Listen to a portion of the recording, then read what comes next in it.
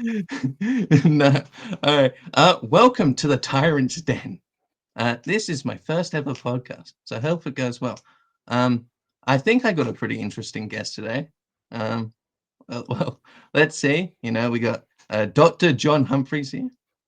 Um, I got G'day, Tyrell. How's Tricks? how's what? How's Tricks? How you going? Oh, okay, good, good. See, I'm just fantastic at this so far. You're burning So out yeah, today. just introduce yourself. Tell us what you do. My name's John Humphreys. I'm the chief economist with the Australian Taxpayers Alliance. I guess more likely my claim to fame in these parts is that I founded the Libertarian Party, not at that name, of course. I founded the Liberal Democrats back in 2001, of all places, while I was working for the government. I don't know, we can get into that story if you like. And I've been involved in sort of minor right libertarian politics and that political space ever since then. My background is economics. I got a PhD at the University of Queensland in economics. And I spent a bit of time, 4 years as a traveling hippie bum and 3 years living in Cambodia running a charity. So that's basically my life in a nutshell. Right. So yeah, one of my questions is that like on your website, it has like your name, John Humphreys, and it says institutional economist and recovering hippie. So what does recovering hippie like what do you mean by that? I probably shouldn't read too much into those websites. That goes to my 4 years as a traveling hippie bum, where Okay. I did my university. I went to work at the Department of Treasury down in Canberra, which is probably a mistake in hindsight, but for some reason, modern media gives you a lot of credit if you do that. So, Right. which is one of my bugbears. Everyone thinks you're important if you ever worked at Treasury. So I dine in on that reputation, but it's entirely undeserved. It's not that special of a place. Spent a few years working as a consultant. Realized that I had enough money to have what I needed in life. I'm not that materialistic. There's not much I need. I just wanted spare time to go and do things. And then it dawned on me at some stage, well, you can get that by quitting.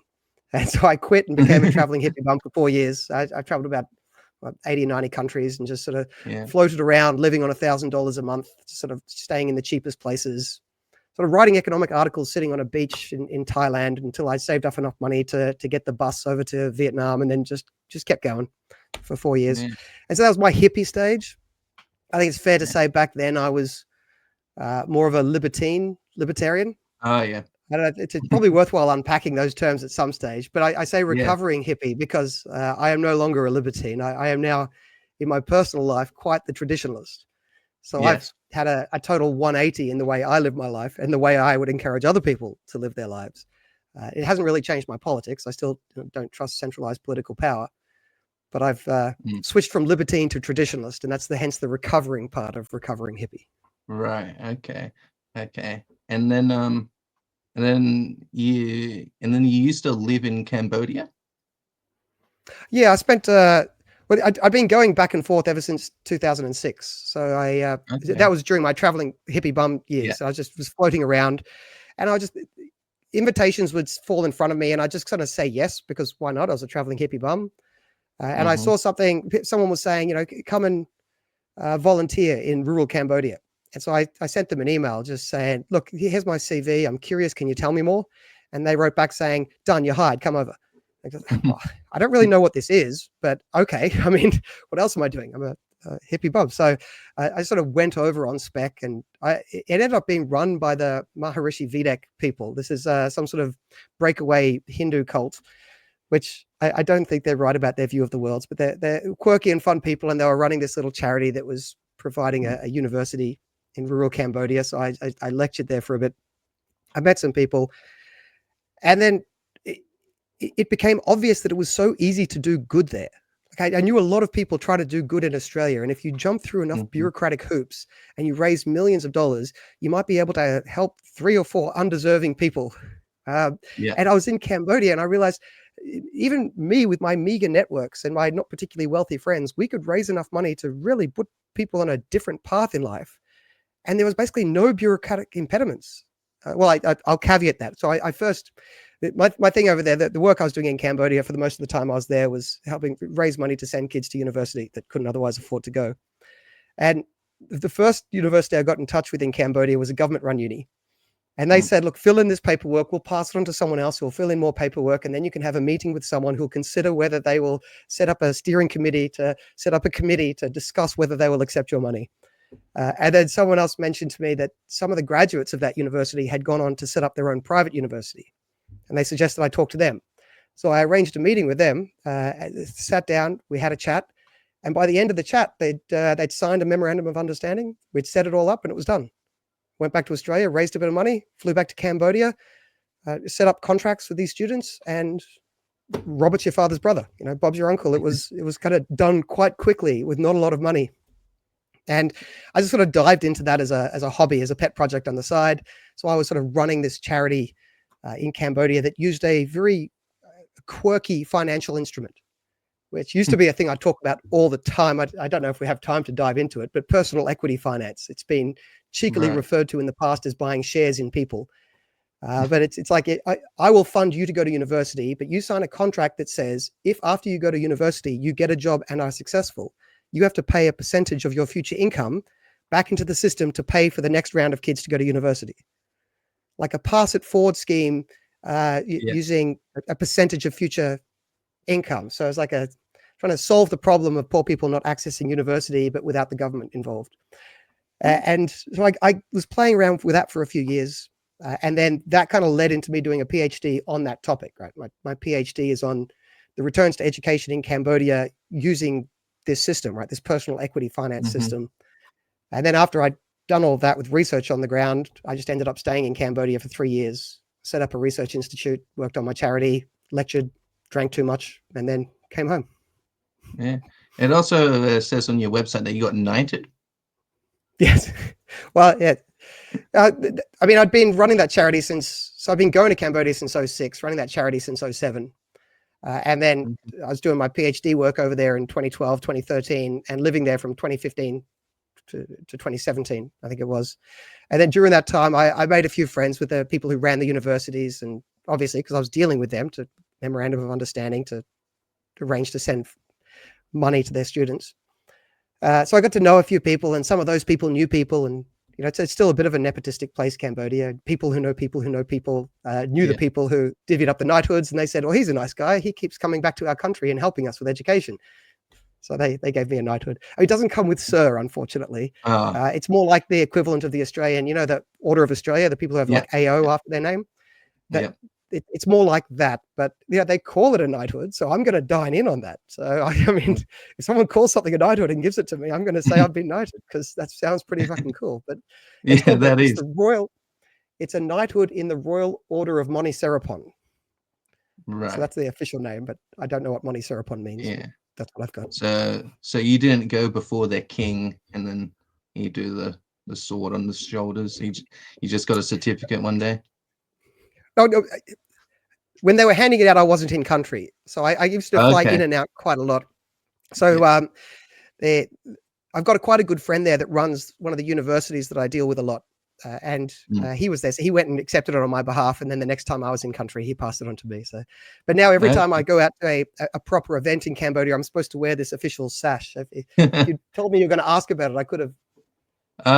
That's okay. Picked it up somewhere, but somewhere around here, this official knighthood sash. Yeah.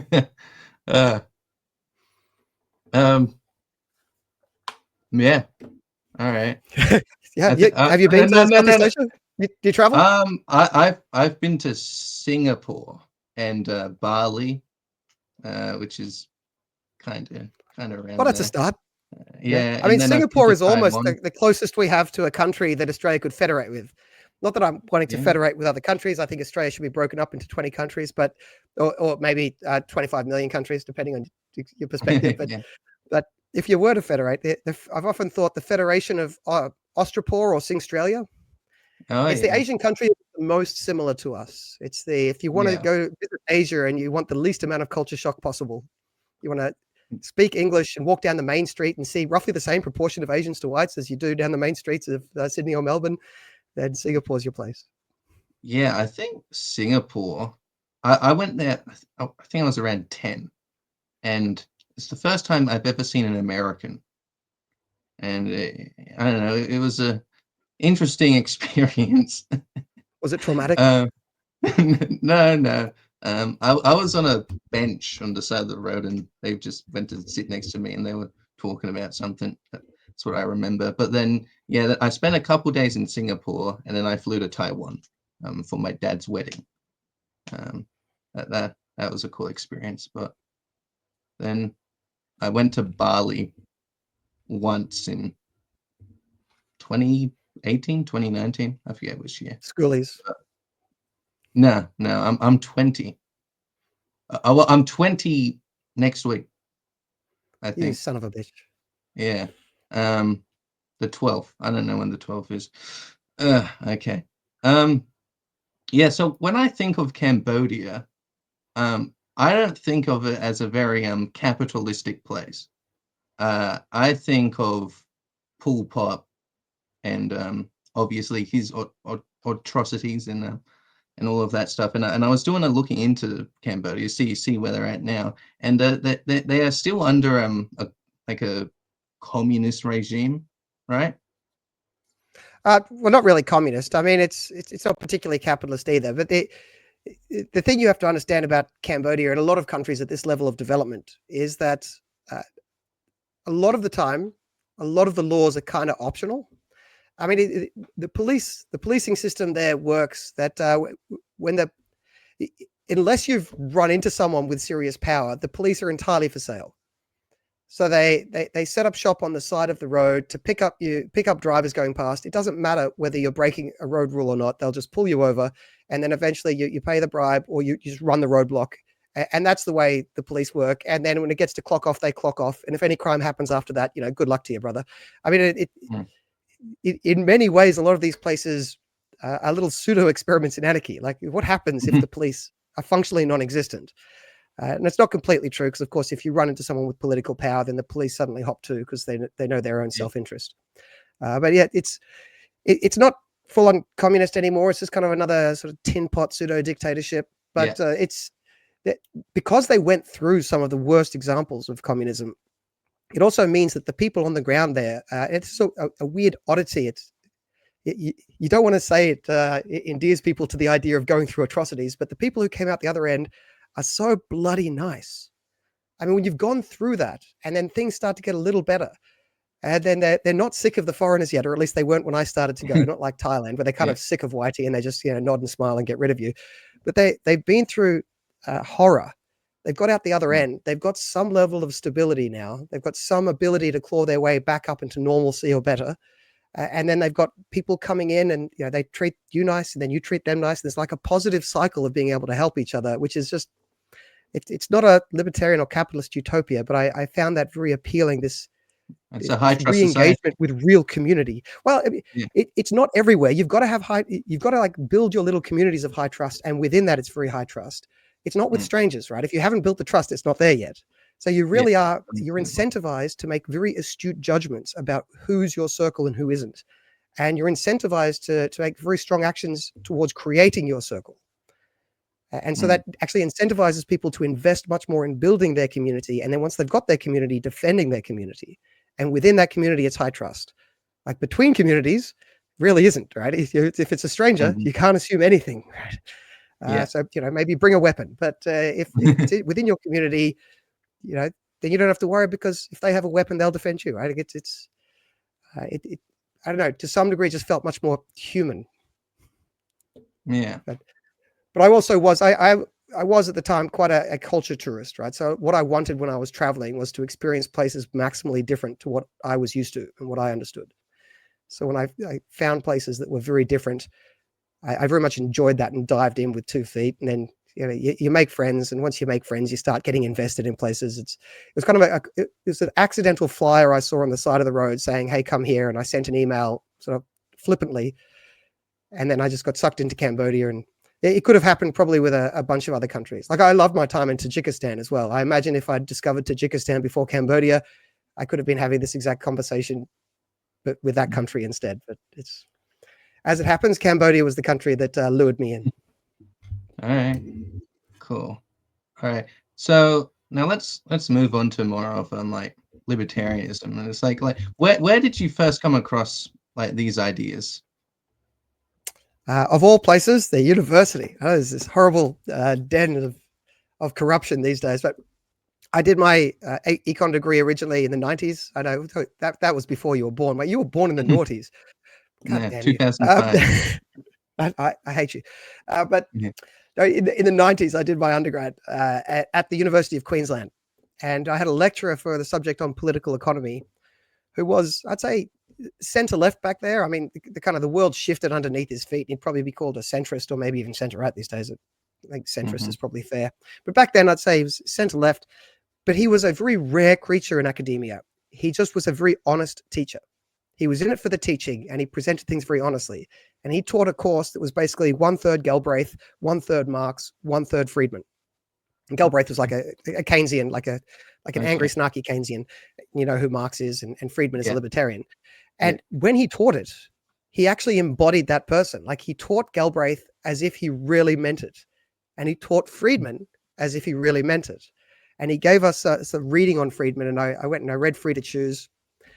And look, I found it somewhat persuasive, but I thought it must be wrong because a few of these suggestions were just a little bit outside of my Overton window at the time, outside of what I thought was normal. But they seemed smart. So I was just an argumentative asshole at the time. And so I just started using the arguments. I thought, well, this is the best way to disprove something. I'll just go to the pub and start arguments, sort of representing Friedman. I will find smart rejoiners, right? Smart people will argue back. They'll point out the holes in the argument. And so I just started LARPing as a Friedmanite. And no one had a good answer. Like I expected someone to shoot it down. And I kept finding that every attempt to shoot it down, I'd go back and check Friedman and he had a really good answer to that. And I thought, well, like when I started arguing as a Friedmanite, I wasn't really a Friedmanite, but by the end of it, I was going, well, it seems that he's just right. Like the rebuttals aren't there. And so then I start diving in, I start reading some Hayek, and then you get into the more pointy ends of the libertarian world, and you start discovering back then a very unassuming congressman from rural Texas called Ron Paul that no one had ever heard of at the time. You start following sort of careers like that. You fall into the Mises Institute and the rest of it. Yeah. So then I kept diving down the rabbit hole. But my gateway drug was Milton Friedman. Yeah. Which is why a lot of the stuff I did subsequently, I mean, I don't know if you've, you would never have probably gone along to a Friedman conference. No, I've seen. I don't know if you ever heard of them. So the Friedman conferences, this is the reason I called them that. And before the Friedman conferences, I ran a group of dinners called the Friedman Dinners. And this was all in kind of reference back to my gateway drug. And also, as I'd like to point out at those Friedman conferences, Milton Friedman had a son called David Friedman. Yeah. Now, I understand you're probably more of a Rothbardian, and God bless you for it. And he's a great thinker and all. I really like the way David Friedman explains anarchy. Okay. So Milton Friedman was the person who kind of got me onto the libertarian train. David Friedman was the person who pushed me over the line towards taking anarchy seriously. So he's my favorite living anarchist. And then, of course, David Friedman himself had a son called Patrick Friedman, and he was at the pointy end of the seasteading movement. The idea of just, float a man-made island off into international waters, call it a country, and live free, which obviously not much has come from that yet. But to me, it embodied the three elements of libertarianism, kind of your moderate, reasonable sort of person who can speak to the mainstream, Milton, your radical sort of anarchist types, David, and your freaky, weird people saying crazy shit that no one takes seriously yet, Patry. And, I love all three angles. I dive into all three often. And I thought that one family embodies this full range of libertarian madness. So that's why I quite like that surname. Right. And then, so I assume after you found these kinds of ideas, right? And then you went around looking for a party, and then there was no party to be founded. So you've heard that. You've heard that line already. So. Have I? Well, you must have. Okay, well, that's a remarkable coincidence if you hadn't, because that's the line I often use. Because you come at this from I don't know if you know what it's like to be a 19-year-old who's just discovered these ideas. It's probably totally alien to you, Tyrell. But I was 18. Okay, fine. Either way, when I came into these ideas and I wanted to get actively involved, I was and still am fairly arrogant. I wasn't arrogant enough to think that I was going to lead a party. I mean, it had to be there, right? I couldn't be the first person to think this. And of course, I wasn't the first person to think it. The Workers' Party and the Progress Party had come and gone sort of 20 years earlier. But at that time, I just assumed, right, there must be other people out there doing something political. And so I just sort of put my flag in the internet ground. I just sort of set up a website and then another website, and I started building a community and some forums and what have you. And I just figured I would eventually, through word of mouth, find these other people organizing a political party, and I would join them. And after a while, the network ended up being fairly, not huge, but big enough and growing, and there was no party. And so after a couple of years, I just realized the party doesn't exist. I mean, that's kind of the idea of an opportunity, right? You think of something that should exist but doesn't, and you do it. I mean, that's people who can do that in the business space can go and make lots of money. Of course, I did it in a place that makes absolutely no money, but it's that's kind of the idea of innovation. You think of something that should exist but doesn't, and you be the person that makes it exist. But yes, I spent the first couple of years assuming that it must be out there and looking for it. And then by 2001, I realized it didn't exist, and so I pulled the trigger. Right. And so the name, the Liberal Democrats, that is noticeably not the current name of the party. So like, how did you come up with that name? And for lots of people who like come across this name, especially if you're like American, right? You think Liberal Democrats. This has got to be the most leftist party that has ever left. Yeah, and a lot of people suggest that the name was intended to rip off the Liberals. The irony of it is that the name was intended to rip off a party, but it wasn't the Liberals. Remember, in 2001, the dominant third party at the time wasn't the Greens, it was the Democrats. This would be before your time, but Natasha Spot Destroyer and Meg Lees and the rest of that crowd, the Democrats were the dominant third party. And I was trying to present, you understand, most people don't follow politics closely. They get a vibe, they get a quick impression. And you've got to sort of dine in on whatever vibe or impression they're likely to get from keywords.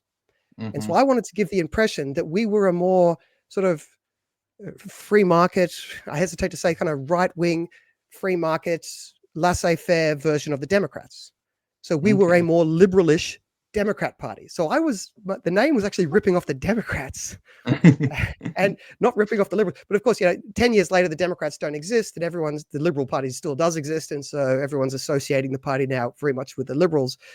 At the time, it wasn't seen as an obviously right-wing name because it was seen as kind of a merger of the Liberals and the Democrats, which anyway, that was the motivation. Look, I went back and forth. I remember walking around Canberra, where I was living at the time, because I was working for the Treasury. I was working for the government. Irony of ironies.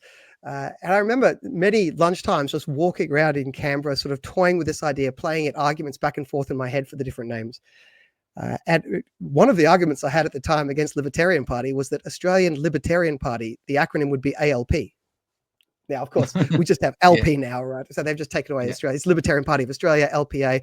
But of course, the LPA is also Liberal Party of Australia. But look, anyway, it's all done. Water under the bridge now. But the motivation there was I was riffing off the Democrats. And then it became a bit of a moot point because the Democrats stopped existing. They actually do still technically exist, by the way, but just no one knows they exist because they've very much faded from the public consciousness. So what were their like politics? I assume more centrist. Yeah, they started just pretty stock standard centrist, and they had like a kind of a soft center left faction and a soft center right faction. So there were people that you could deal with in the Democrats. If you were in the Liberal Party or the Labor Party, you'd have someone you could deal with. The Democrats were the ones that eventually voted for the GST. In a modified form. So that was, and they like voted for some IR reform, for instance, like never as much as the reformists would want, but they didn't just say no to everything. The party sort of came out of the Liberal Party, but came out of the more sort of squishy, moderate wing of the Liberal Party. So, and it genuinely was like a centrist party for a while. And then over time, it just evolved more and more left wing. And as it evolved more and more left wing, then the choice was like a Democrats version who pretends it's centrist, but is actually left-wing and isn't particularly principled or smart, or the Greens, which admits it's left-wing. And even though I don't agree with what they're doing, they are fairly principled, and a lot of people in the Greens are fairly smart. So people just went, well, if I've got this fake Democrats sort of LARPing as something they're not, while not being very bright, I may as well just switch to the Greens. It's the real thing. And so as the Democrats shifted left-wing, they just ended up getting replaced by the Greens, and the Greens are the party you see today. But yeah. At the time I was doing this, they were like a centrist party that was drifting left. And I was thinking that is a great niche, right? Like people kind of saw the third party as being the third alternative that wasn't too left, it wasn't too right. And there was a centrist party drifting left. I could sort of get into that niche and say, here's a different way of imagining your third party. It's kind of like a third party, like the Democrats, but it's a more liberal, classical liberal, libertarian, laissez-faire version of the Democrats.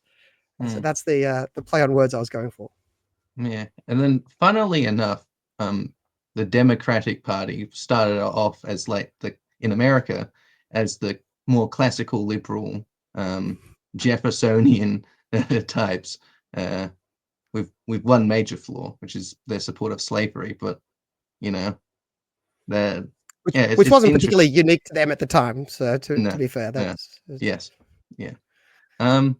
So in the beginning years of the founding of the Liberal Democrats, like did it pick up steam very fast, or was it like a real slow burn?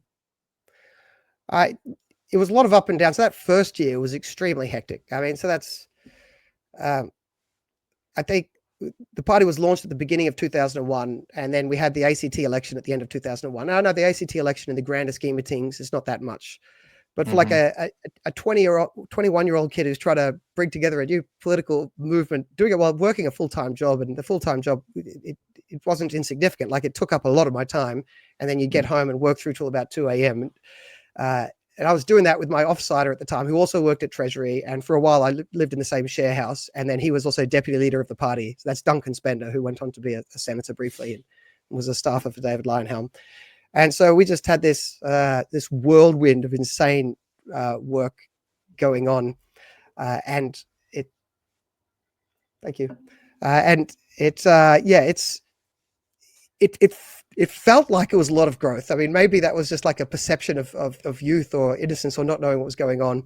And we ended up getting, I think, a bit over 1%, which isn't a huge amount, but it was from a standing start. And then that grew slightly the next election. But we got a bit of coverage. We got a bit noticed. I mean, it kickstarted sort of awareness and it started a few branches popping up in other states. It kind of got the ball moving. And then it went through a lull. So there's a series of peaks and troughs. Right? We'd put in too much work and we had to take a break. And then the next election came around. There was a bunch of fervid work. And then there was a lull after that. And then a bunch of fervid work coming up to the 2007 campaign. And different people would come and go at different times. So, leading up to 2007, of course, some of the big names that showed up, or the most obvious big name that showed up in the lead up to that was David Leyonhjelm. And then, of course, we saw some of what happened after that because he got elected to the Senate. So it wasn't a smooth trajectory, but that first year was very hectic. And then a lot of ups and downs after that, including a few times where the party could have just fallen off and disappeared. But then a few people showed up, like a Michael Sutcliffe. Without him showing up, I think in 2004, party could have very easily stopped existing. David McAllery in 2005. There's a few people sort of swooped in and put in a lot of work to reignite things. So was Leyonhjelm the first elected official, or? Yeah, I don't know if we had a councillor before that. If they do, I can't remember them. But yeah, Leyonhjelm in the 2013 federal election, which meant he took his spot in the Senate in 2014. Yeah, so he'd been around the party for a little while by then. And I'd taken a step back by then because as I mentioned before, I took 4 years off as a traveling hippie bum. So I wasn't in a very good position to be running an Australian political party out of a backpack in Egypt or wherever I was at that time. So and Peter Whelan had stepped in to do a lot of the hard yards at the time. Jim Fryer also stepped in, took a leadership role. I mentioned earlier, just off the cuff, that I wasn't the first person to do this. The Workers' Party and the Progress Party, very quirky names as well for a libertarian party. They'd existed back in the, I think, late 60s or 70s. Jim Fryer was one of the people that was involved in that. And then he ended up coming back and getting involved in the Liberal Democrats. So we ended up with a few connections back to the original Libertarian Party that kept things rolling in the interim. And then we had that very fortuitous moment in 2013 where it was the longest ballot paper in the history of Australian Senate elections. And we got the first column, right? So the donkey vote. And the donkey vote always helps. But here's the thing. The donkey vote helps more the longer the ballot is.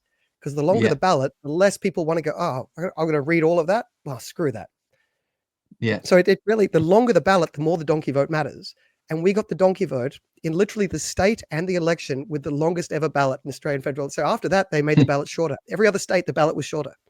So it was the perfect time to get that. To his credit, David Leinhelm never shied away from admitting that the luck factor here. He once famously said, and I think this is a pretty good line, that he's like the senator for donkeys.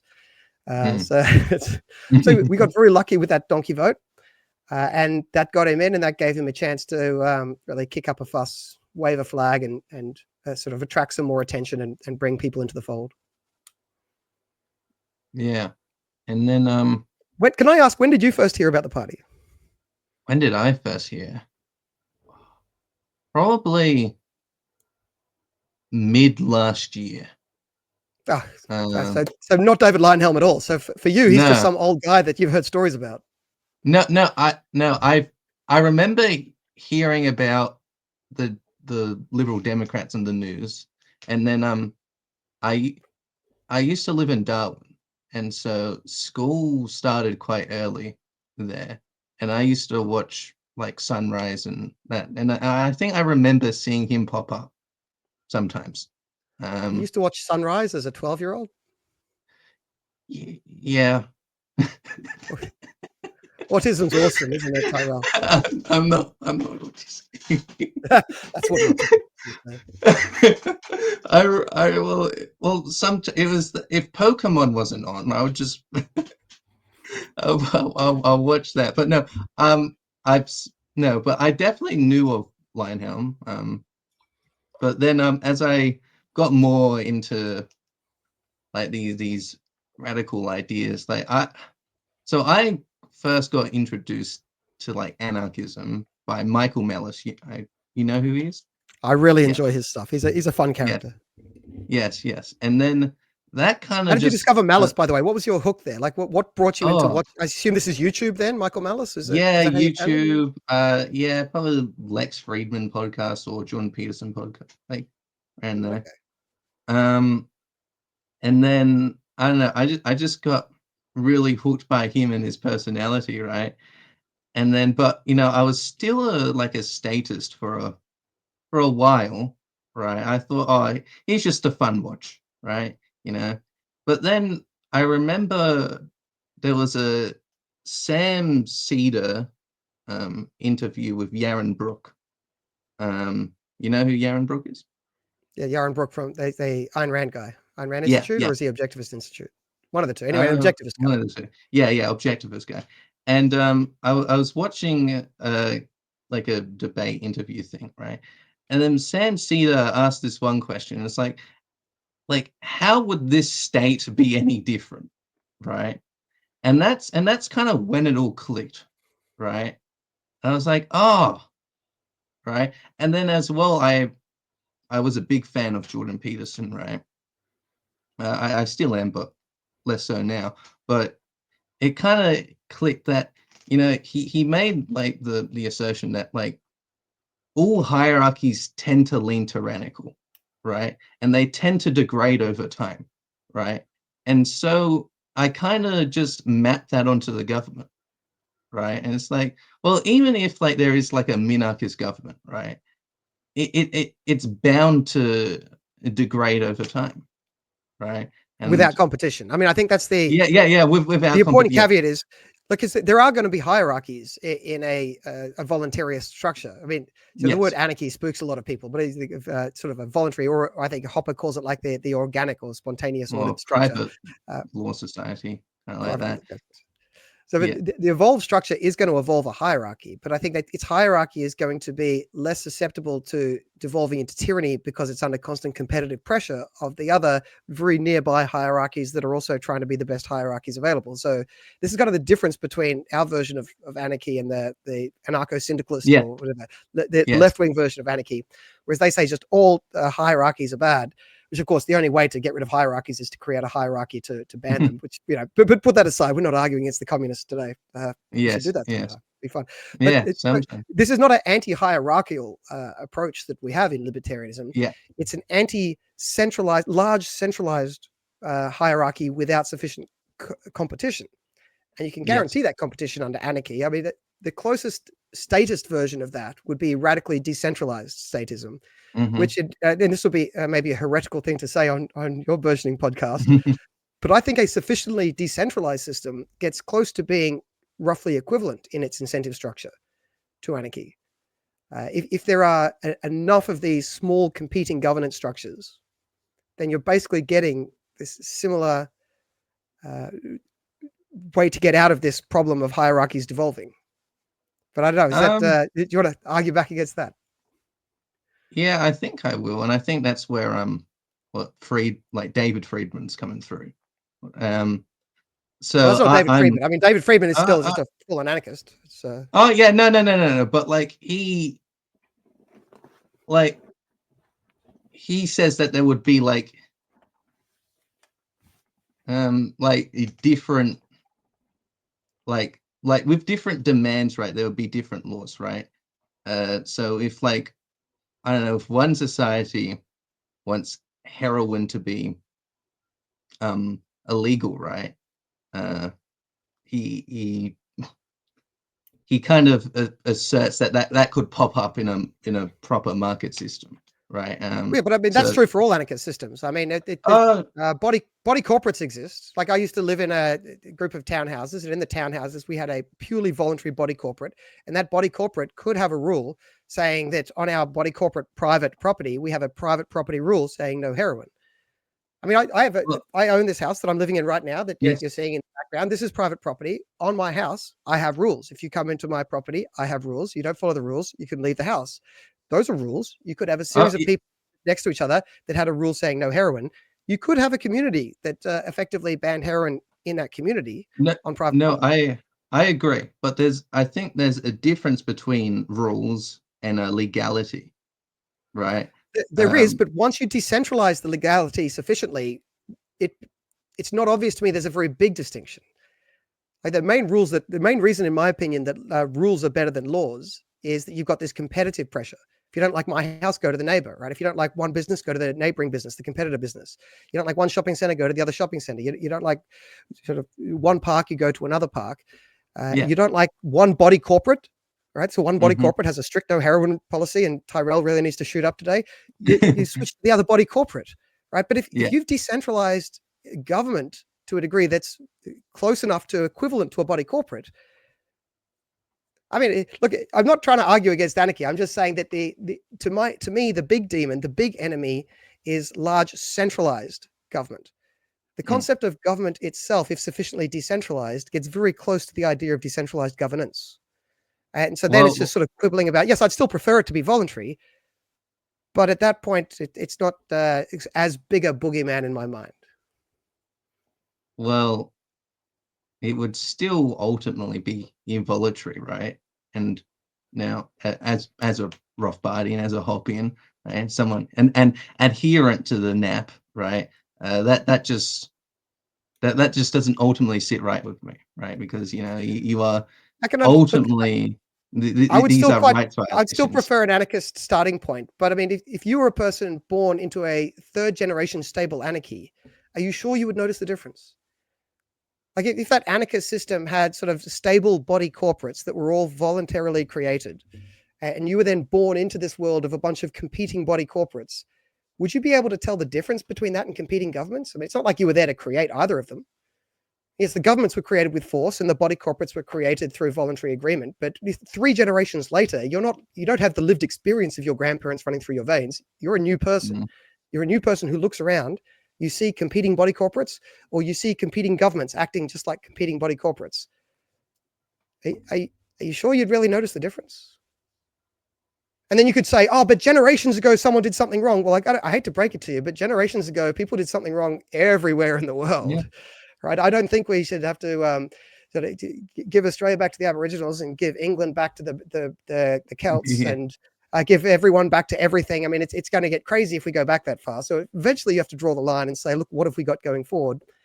If you had a couple of generations of stable anarchy, you're going to have stable governance structures. And those governance structures are going to look a hell of a lot like governments to someone born into them.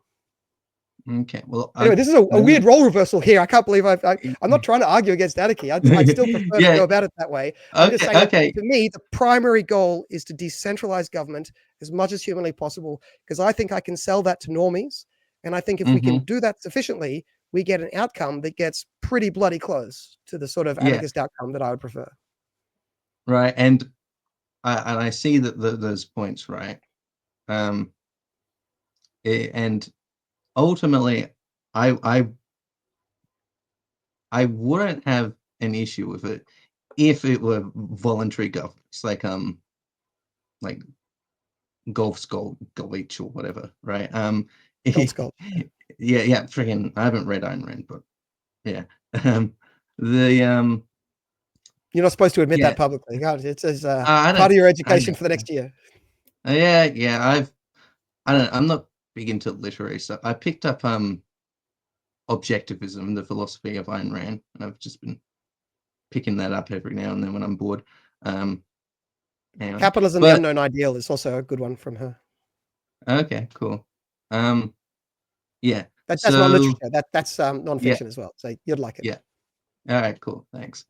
But no, I see your point. Ultimately, there would be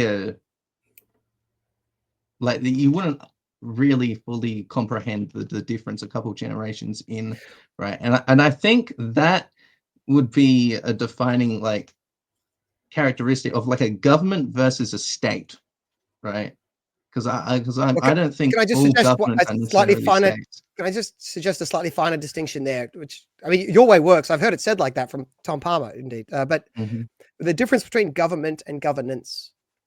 So governance creates a hierarchy, a system of rules to follow. Yeah. I have governance in my house. There's governance in a cricket club. I mean, there's governance in a body corporate. You can have private voluntary governance. Governance creates hierarchy. It's kind of a similar point I was making before, that we're not against hierarchy. We're against involuntary, sort of coerced, large centralized bureaucracy hierarchy. But you can create voluntary governance. And there's nothing wrong with governance. And indeed, governance is a good thing. It's often a very necessary thing. But that's different to government.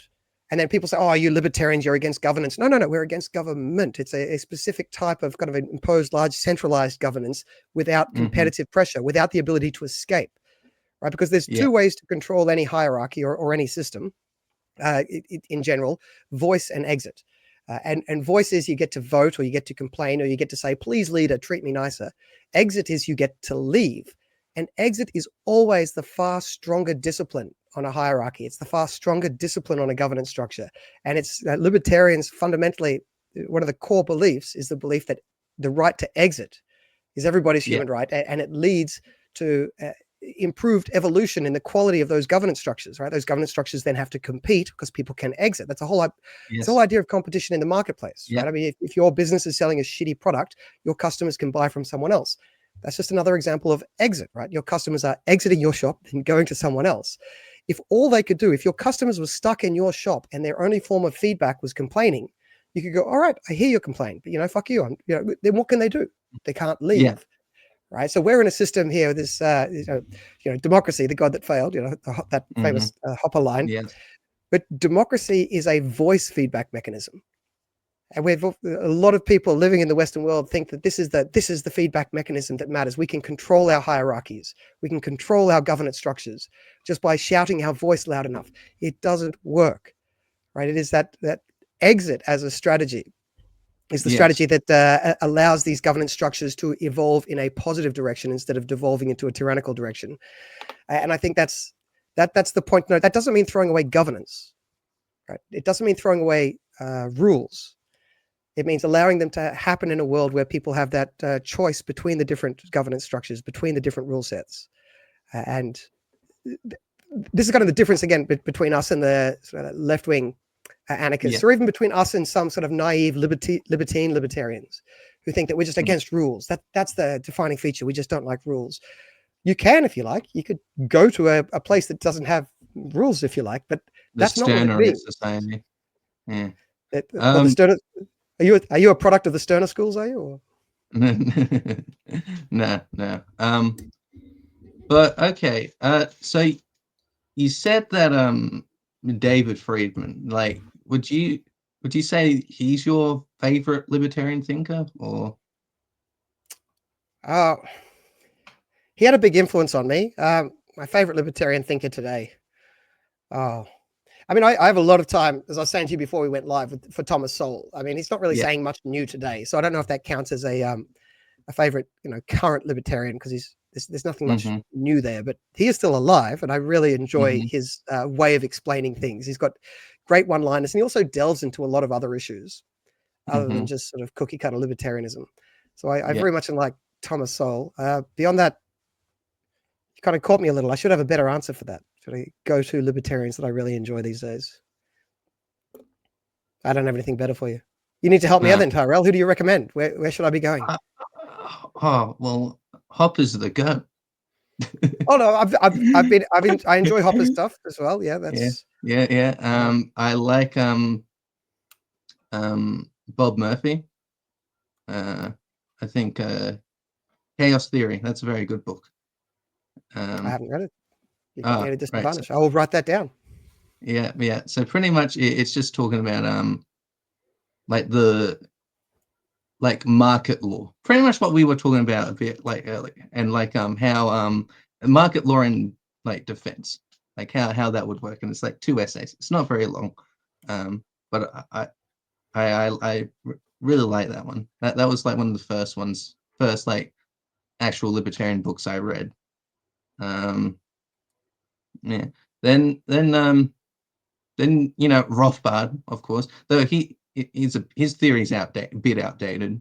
What I love about Rothbard is his evolution over time showed a person who was so dedicated to trying to get something done, Yeah. like constantly hopping between different potential partners of convenience. Showed a person who was basically dedicated his life to try to push the barrow forward in one way or another, and he kept trying to make it happen. I mean, I quite like that. I quite like the fact that you can talk about early Rothbard, late Rothbard as basically two totally different people who could argue against each Yeah. other.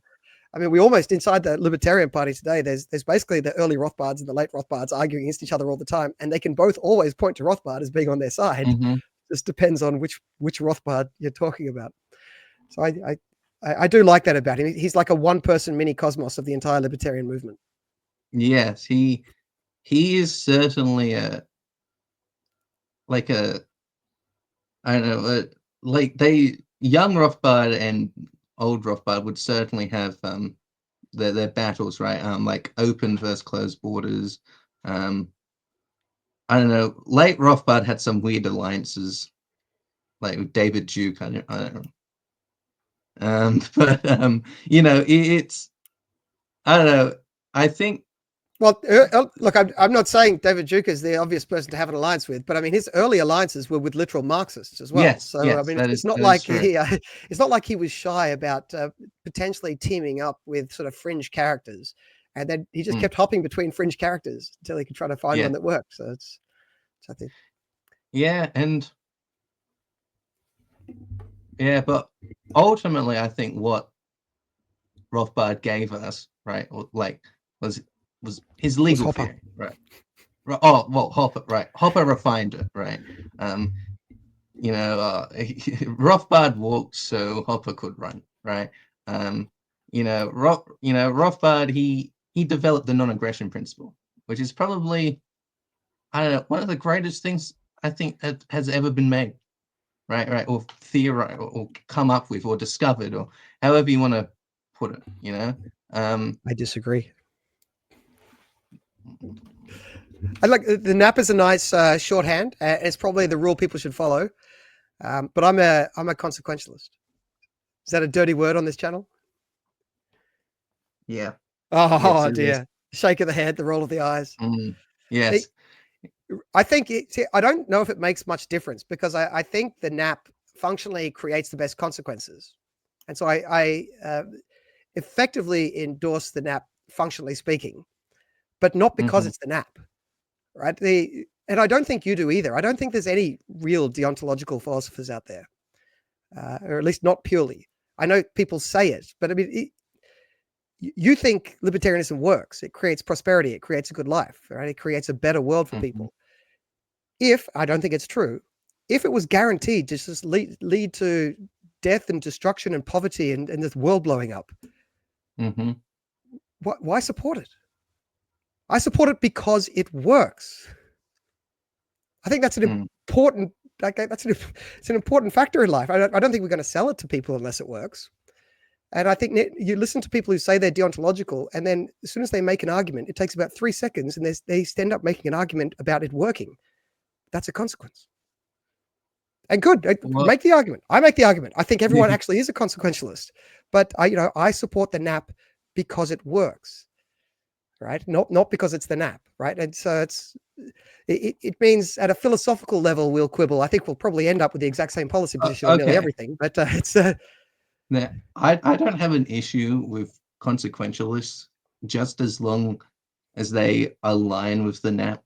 Because look, all right, if you're just not gonna believe in it, you can just be wrong, right?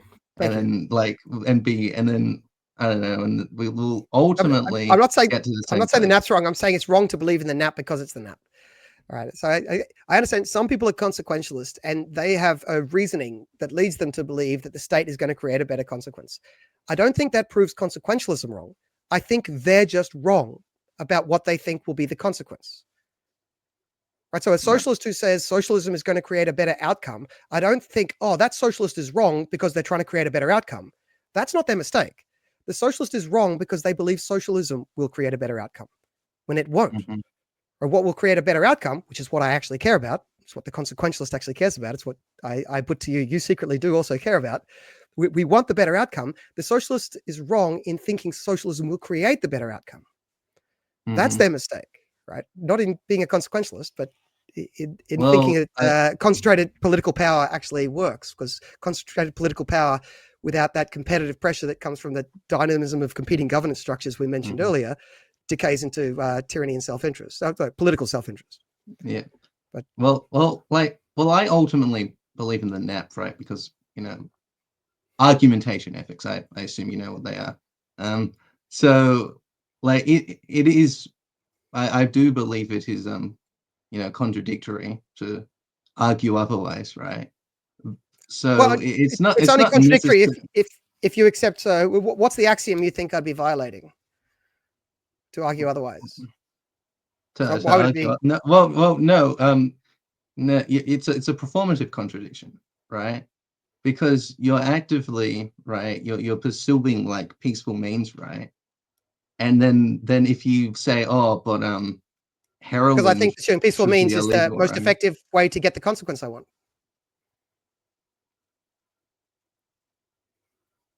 Anyway, we're probably diving too much into. We could come back and do a whole session on argument. Sure. Argumentation ethics. Argumentation ethics. Thank you. Yeah. Thank you for correcting me. We could do a whole session on that, but if we did, we'd probably want to start with actually introducing to the listeners what that meant first. Yeah. Maybe we'll do that another time. That could be a fun standalone episode. All right. But, I'll come back to you in a couple of weeks then. Okay, cool. All right, then what else do I have on my notepad? Okay. So you're currently the chief economist at the Australian Taxpayers Alliance, and guilty as charged. Yes, and I've been tuning into a lot of your live streams, and enjoying your commentary. Yes, they have been really informative, just showing how just like how the system works, and like the thing that blew me away was the chart that you kept showing. Was like the actual income tax, and then like what they say it is, and it's just like, how did it get to this? Like, who thought that was a good idea? The EMTRs, the effective marginal tax rates, which is for every additional dollar you earn, what percentage of it goes to the government, and how much of it's left over for you to keep. And that the EMTR charts show that for a lot of families and a lot of situations, if you earn $1, you do not get to keep very much. You get to keep like 30 or 20 or 10 cents. In some cases, you get to keep zero, right? So that's the chart you're referring to, which is that's why I put it up there. it's to me been a scandal for a long time, and I'm very glad that that's your takeaway, because one of my constant frustrations in in this, I live in this intersection between economics and politics, and then I put that up as an economic chart. Why isn't there more outrage about that? I'm glad you're outraged, but that chart has existed for a long time.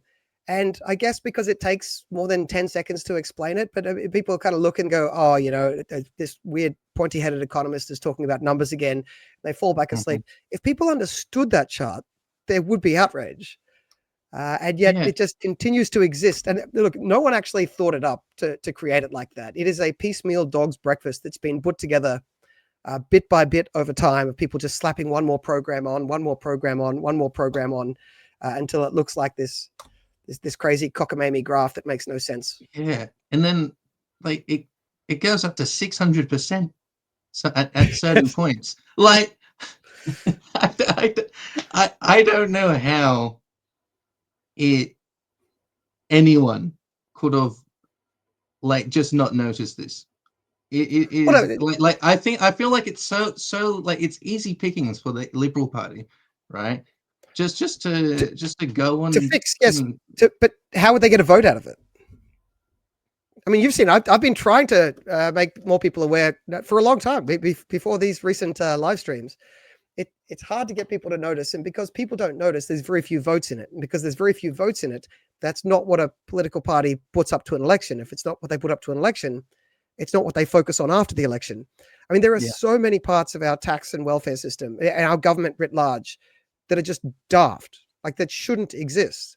Like the fact that poor people pay a 10% marginal Medicare levy. Like if people understood that, they'd go, well, that's stupid. Stop it.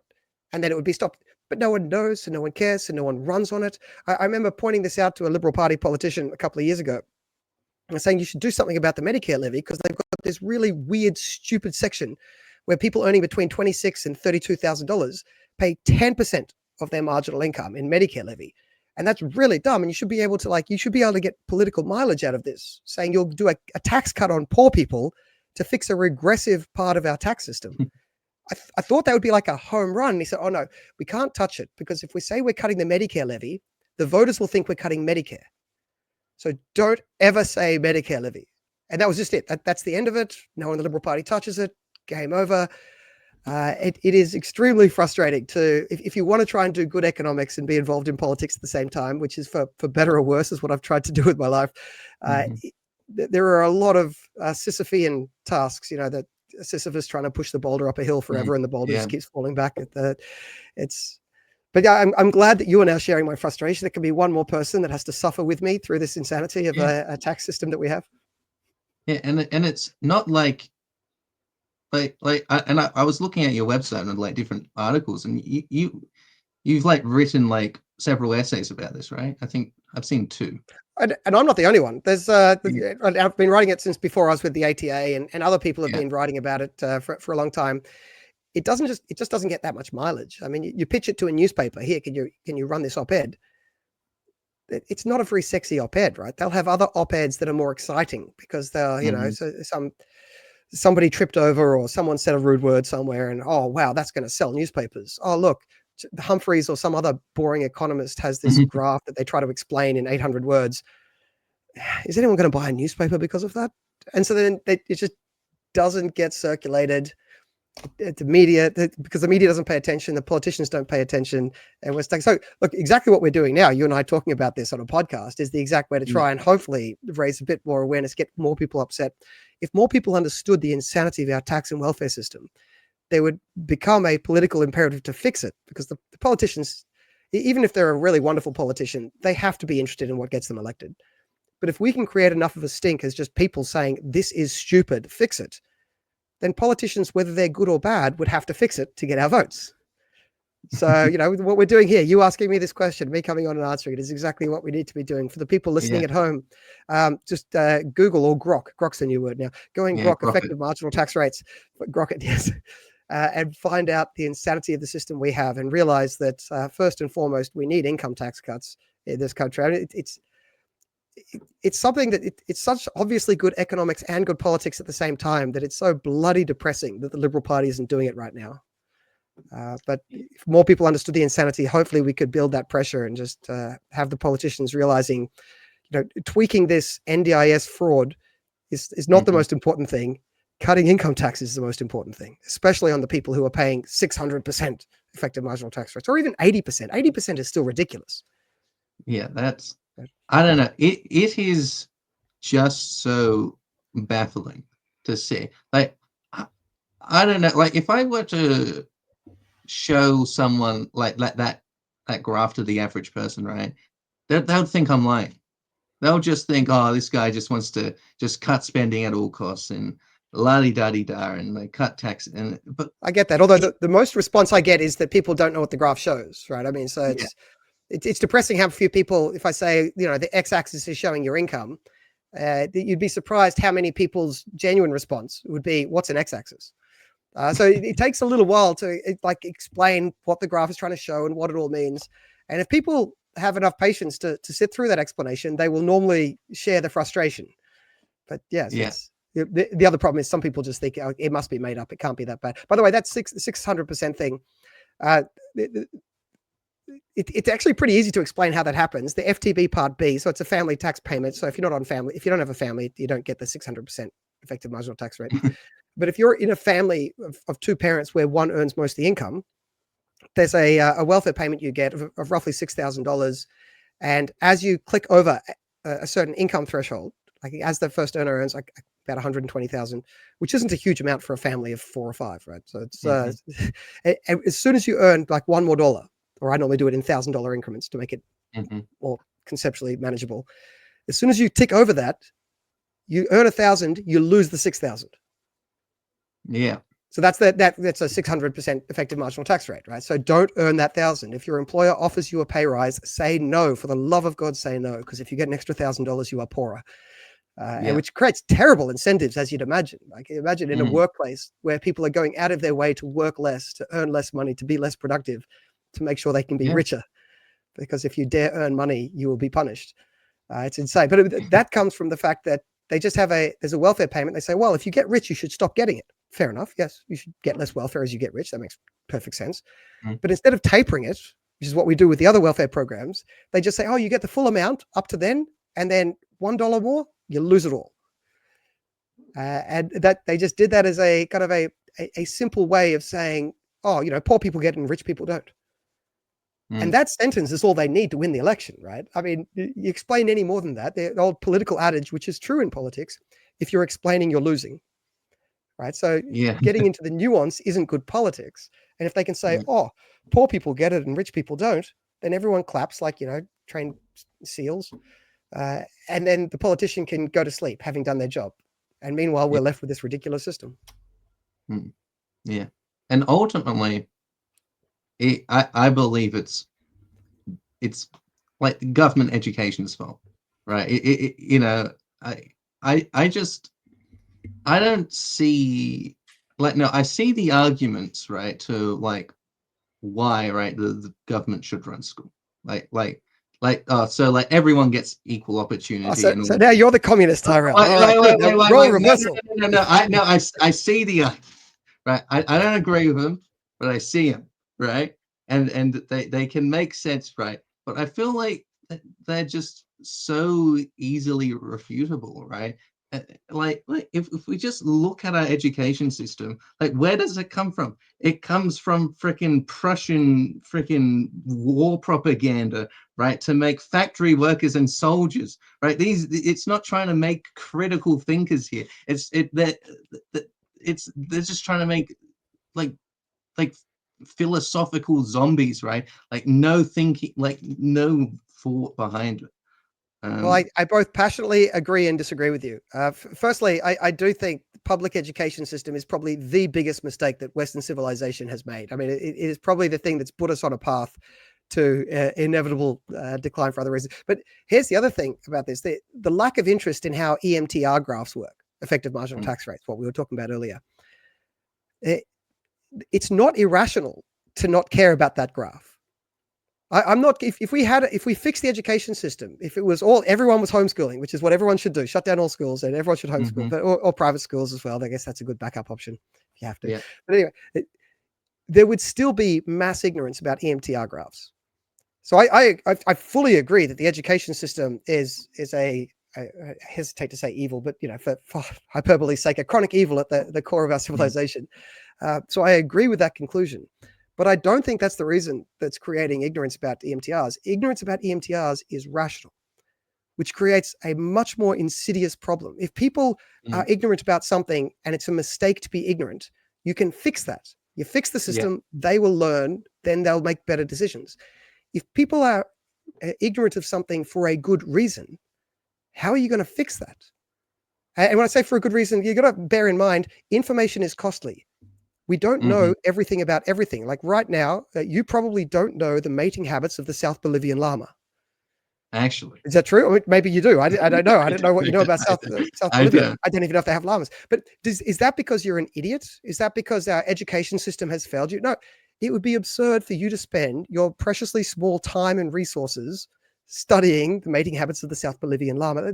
There's 1,000 things. There's a million things you don't know. And I'm not trying to pick on you that I don't know, that everyone doesn't know, because there's a huge amount of information in the world and getting information is costly. Therefore, we spend our time getting the information that matters to our life. And that is the rational thing to do. So we are rationally ignorant about most topics in the world. And unfortunately, the truth is, it is rational to be ignorant about the nuances of economics when you come to vote. Yeah. The problem in this system isn't that people are ignorant. The problem in this system, if I put too fine a point on it, is that people vote. So and I'm not trying to say that democracy is inherently evil, but the idea that you can have a group of people who are rationally ignorant and say to those people, you all get to decide one system to impose on 26 million people, that's the problem. You're not going to fix the problem by educating 26 million people about nuances of economics. The only solution to that problem is to take away the power of people to impose their ignorance on 26 million strangers. Which brings us back to this is why the libertarian solution is just to stop the idea of allowing people to vote on imposing their daft ideas on other people. Because there's no inherent morality in imposing a majority-supported dumb idea, which is the cliche libertarian argument. So I fully agree with you on education, but I would say that the underlying problem on lack of awareness about these situations is even worse. That even if you fixed education, we would still have a situation where we shouldn't allow people to vote their rational ignorance on other people. Yeah. You changed my mind. I can. By the way, if people are curious about that, I think it's one of the most interesting parts of economics, one of the most insightful, and it's to my mind, the knockout libertarian argument, this idea of rational ignorance. If people want to Google this at home or dive into it, public choice theory. Public choice theory is the inherent nature of the incentives in government, the nature of the incentives for voters and politicians. And you can have perfectly good voters and perfectly good politicians. The inherent nature of centralized political structures is just screwy. If it works properly, it leads to bad outcomes. If it works improperly, it leads to bad outcomes. The issue isn't making democracy work better. It's taking away the power of democracy to control millions of strangers' lives. That's the problem. We just shouldn't have the state having that much power over that many strangers. Yeah. No, you make a very good point there. It is far more insidious, right? Because you are right. It is ultimately not rational, right? Because the government. The government. Am I saying that right? The state. Are you having a stroke? Are you having a stroke? Do you smell burnt toast? Freaking okay. The state is ultimately irrational, right? So it will just breed irrationality. That's kind of the opposite of my point. Is the state is acting rationally for their own incentives. Their incentives are screwy. This is the difference between like the French liberals and the American liberals, which the American liberals basically are the libertarians, who they saw a broken system, and the Americans realized, or the libertarians realized, the nature of the system is broken. The inherent incentives of the system, even when working well, lead to a bad outcome. You need to shrink the system, shrink the political power, because the political power, when working rationally, when everyone's working rationally, leads to a bad outcome. And the French response was, the yesterday's government wasn't working well, give me power and a really smart bureaucrat will come in and we will be able to make it work better. If you think it's a fixable problem, your solution is appointing a smarter bureaucrat, electing a smarter politician. If you think it's a fixable problem. But I'd say dive into public choice theory if you haven't before. For you, Tyrell, and for anyone listening at home, public choice theory, I think, is the knockout blow to the statist argument. Because it shows that even when the state works, quote unquote, well, like as best as you could imagine it can work, fully rationally, the outcome is not going to be pretty. And that's why you can't vote your way into a better system with more virtuous leaders. You just have to decrease the amount of power those leaders have, full stop. Yeah. And okay, yeah, I understand that. So to kind of move on to the last point that I had on my notepad, the like when people see Australia and like when I talk to like American libertarians, right, they just think we're doomed. That people want the boot here. They want to be tread on. And now I think that's a sad reality because this is my home. I love it very much, but they have a point, and I'm not exactly sure if Australia can be saved. What do you think? You may be right, but the really awkward part of that is where can. Like I think it's right. One thing to note about Australia, people say it's descendant of convicts. It's not just descendant of convicts; it's also descendant of jailers. And we very much have the jailer's mentality of just sort of obey the stupid law that's in front of you, obey the stupid regulation that's in front of you. Don't think too hard. And we do have that instinct, but so do most people when it comes to government worldwide. Look, the redeeming feature Australia has is I think the entire Western world is driving off a cliff, and a lot of it is going to implode. The redeeming feature we have is I think we'll be one of the latter ones to implode. Other countries are going to face much bigger disasters earlier than we will, which doesn't mean that we're safe, but it means we will have the opportunity to potentially learn the lessons of those countries. So whether we can is an open question. Whether you have to actually go fully down the Argentinian model before you can have a Malay is a depressing thing to consider. The great hope is that if enough other countries go down a bad path, perhaps we can learn the lessons of that before we go all the way down that path, which I'm not guaranteeing you we will learn it, but Australia has a few things that mean I think that we will implode a little bit later than other countries. Our debt is slightly more manageable. We're a bit further away, so it's a bit easier to stop illegal immigration. So there's a few things going our way. Our population, our demographics aren't imploding quite as quick as some other countries. So a lot of those countries are going to face disastrous situations earlier than us. And as they implode and as they rip each other apart, will we be able to look at that and learn a lesson, or will we just go, oh, that's a shame. Let's just keep slow walking towards that doom. And I could understand the black-pilled perception that current mentality indicates that people want to just slow walk towards that doom. When real implosions and collapses start happening, maybe we can learn the lessons. I mean, that is the hope. We've got a hope. We've got to be pointing out that this is what's going to happen. This is why. This is the solution. We say it loudly enough, often enough, and people won't believe us yet. But when things start to go wrong, people look around for alternatives. And if we'd been pointing to it for long enough and loudly enough, the people who used to sort of dismiss that might come back and say, well, shit, we need to do something. Who had another idea? Who had another direction? And we'll be able to say, here we are. We've got another idea. We've got another direction. If you don't want to go down that path, let's experiment with freedom. It's worked before. It could work again. So look, the current mentality is not pretty, but there's a few things that mean Australia might have a little bit more time to adjust. And, touch wood, inshallah, maybe we can. Yes. Yeah. And I think, Australia has the slight edge, right? Because, we are a federation, right? And, yeah. But so if stuff ever gets too bad on the federal level, right? State secession is always on the table, right? Though Western Probably not legally, Australia. but yes, I'd like the idea. Yeah. Oh, though legal. What do you mean by that? Legally? It wouldn't be. I doubt the High Court would interpret it as a legal act, but if we're actually in a state of falling apart, perhaps the High Court couldn't have their sway anyway. Sure. Our current I just High Court interprets everything in a very centralist direction.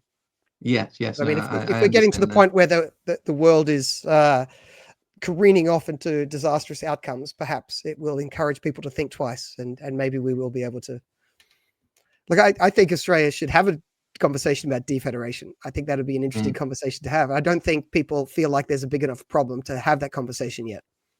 Again, you put these ideas out there, you put them in the back of people's minds. People hear them for the first time. They kind of nod and smile and think that's crazy and go about their life. But if it's in the back of their minds, when things get bad enough, then they start looking around and go, well, wait, what other options are there?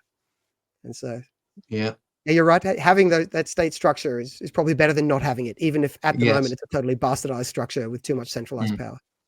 Yeah. All right. Well, I think now an hour and 15 minutes. I think that's a pretty good podcast length. Thank you for coming on, John. It's been a pleasure talking to you. We'll organize a later discussion on argumentation ethics versus consequentialism. I think that'll be fun. I'll be deep in the debate prep for, I don't know, whenever this comes out, and but yeah. So thank you, John, for coming on. No and problem. then I'll have your links in the description. I probably won't release this until a couple weeks after, because I got recommended to have put a lot of videos out at once, and so when people look at my channel, they're more likely to subscribe since I have more content, right? So I've got to build the back catalog first. So yeah. Thank you for having me, Tyrell. It's been fun, and good luck with your podcast. All right. Cheers. Thank you. Thank you.